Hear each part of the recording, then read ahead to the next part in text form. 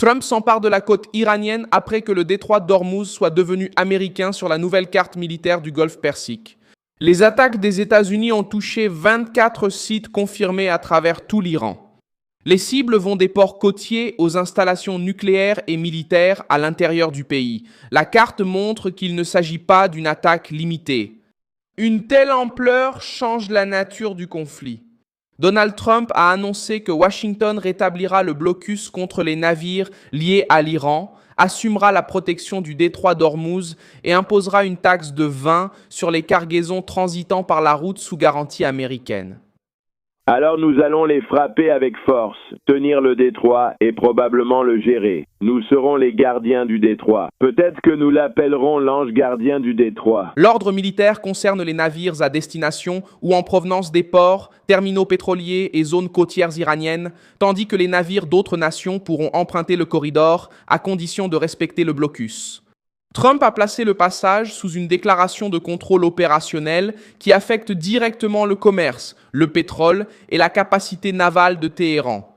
Dans le même temps, le commandement central a intensifié les attaques contre radars, défense aérienne, missiles, drones, navires et centres militaires sur le littoral iranien. La pression est passée du discours à la mer avec un blocus, des escortes, des frappes de précision et des navires drones utilisés au combat pour la première fois.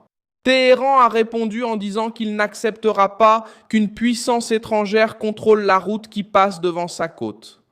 Que cherche Trump à contrôler? Pourquoi le pétrole iranien est-il la cible principale? Je vais tout te raconter tout de suite. Si tu aimes ce genre de contenu direct et sans détour, pense à t'abonner car ici il y a des vidéos comme ça tous les jours. Trump a affirmé que le détroit d'Ormuz restera ouvert avec ou sans l'autorisation de l'Iran. La décision rétablit le blocus contre le trafic entrant ou sortant des ports et zones côtières iraniennes, mais préserve le passage des navires neutres et des cargaisons humanitaires après inspection. Mais ce que personne ne sait, c'est que nous avions un accord. C'était un accord conclu, et puis ils l'ont rompu. Ils rompent toujours. Nous avons déjà eu 10 accords avec ces personnes, alors attaquons-les simplement avec force, et nous allons garder le détroit, et probablement le gérer. Nous allons devenir le gardien du détroit. Ils l'appelleront peut-être l'ange gardien.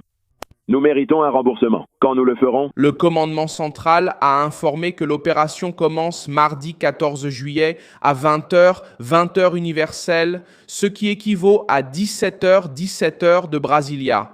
Les navires qui désobéiront pourront être interceptés et l'armée américaine a averti qu'elle pourrait employer des moyens militaires pour faire respecter l'ordre. L'ampleur des attaques montre comment Washington entend maintenir ce contrôle. Ce week-end, les forces américaines ont frappé des dizaines de cibles à différents endroits en Iran avec des munitions de précision. Lors d'une autre série d'attaques annoncée par le commandement central lui-même, environ 140 cibles militaires ont été visées. Cela explique pourquoi la plus grande concentration d'explosions est apparue près du littoral. Trump tente de retirer de l'Iran les moyens de surveillance, les armes et les bateaux utilisés pour menacer le trafic dans le détroit. Bandar Abbas est devenu l'un des centres de l'offensive parce qu'il abrite une importante base navale iranienne face au passage d'Ormuz. Des incidents ont également été signalés à Kachin, Abadan et dans d'autres régions du sud et du sud-ouest de l'Iran. Kashm occupe une position stratégique sur la route maritime, tandis que Bandar Abbas regroupe un port, des installations militaires et des structures utilisées par la marine et les gardiens de la Révolution. En frappant ces points, les États-Unis exercent une pression directe sur la capacité de Téhéran à lancer des missiles contre des navires, à faire fonctionner des drones, à surveiller la mer et à maintenir des embarcations près de la côte. La nouveauté la plus marquante est que 3 embarcations sans pilote corsaires ont attaqué une installation de maintenance navale et de sous-marins sur la base navale de Téhéran. Selon le commandement central, c'était la première utilisation de navires drones par les forces américaines au combat. Les images diffusées ont montré le système s'approchant du quai avant l'explosion. L'ordre américain couvre toute la côte iranienne, y compris les terminaux pétroliers, et tente de séparer le commerce international de la marine. L'Iran, y compris l'imposition de 20, est la partie la plus audacieuse de la décision. Trump veut que les nations qui utilisent cette route paient pour la protection offerte par les États-Unis, en faisant valoir que Washington ne doit pas continuer à supporter seul le coût militaire.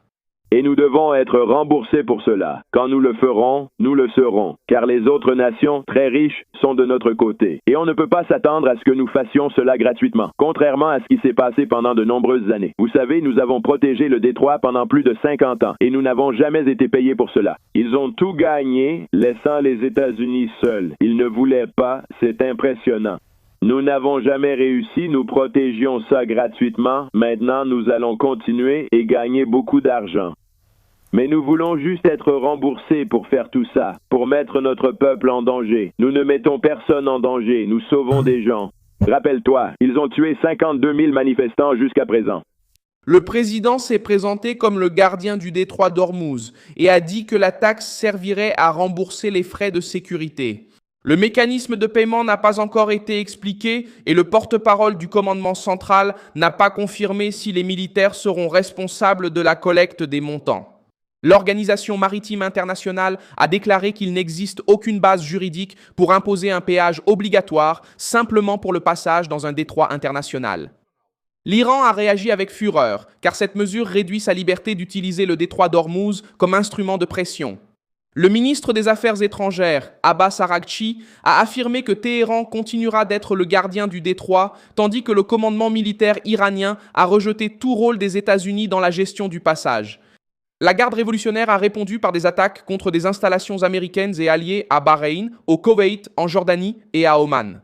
Bahreïn a indiqué avoir intercepté des missiles et des drones iraniens. La réaction montre que le blocus ne sera pas seulement une guerre de déclaration. La route est déjà devenue le centre militaire et économique de la guerre. La Maison-Blanche a également annoncé qu'Omran Aghili, identifié comme le chef des communications des opérations spéciales dans la province iranienne du Khouzestan, est mort après que des missiles américains ont frappé l'aéroport d'Avaz.